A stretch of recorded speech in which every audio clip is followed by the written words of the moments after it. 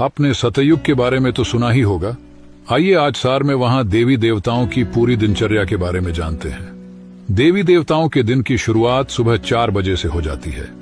4 बजे उठकर सबसे पहले वो नदियों के निर्मल और पोषक तत्वों से भरपूर पानी पीते हैं। फिर पार्क में टहलने जाते हैं, जहां सुंदर पंछियों की मनमोहक आवाज वातावरण को मनोरम बनाती है।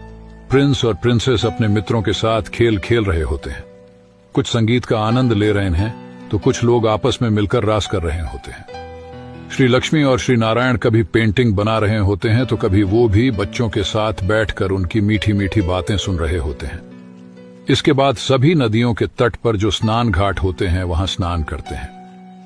राजा रानी, प्रिंस प्रिंसेस और दास दासियां सभी के अलग अलग स्थानों पर स्नान घाट होते हैं। राजा को दास और रानियों को दासियां तैयार और श्रृंगार करती है।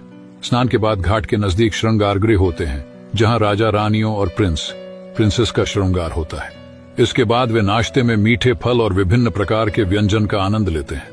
फिर बच्चे पढ़ने के लिए पाठशाला चले जाते हैं, जहां संगीत, नृत्य, चित्रकला और पूरे भारत के भूगोल की जानकारी उनके शिक्षा के मुख्य विषय होते हैं। राजमहल में राज दरबार लगती है। राज्य के कारोबारी अपने कारोबार में चले जाते हैं। वहां के कारोबार की बात करें तो मुख्य रूप से कपड़ों के कारखाने, पुष्पक विमान के कारखाने, सोने, हीरे, मोतियों के गहनों का कारोबार, सोने की फर्नीचर का कारोबार, गार्डन की देखभाल, संगीत के वाद्य यंत्रों के निर्माण का कारोबार, ऐसे अनेकानेक कारोबार होते हैं। जब बच्चे पाठशाला से पढ़कर घर वापस आते हैं तो फिर सभी मिलकर अर्थात प्रिंस, प्रिंसेस और श्री लक्ष्मी, श्री नारायण डाइनिंग में भोजन स्वीकार करते हैं।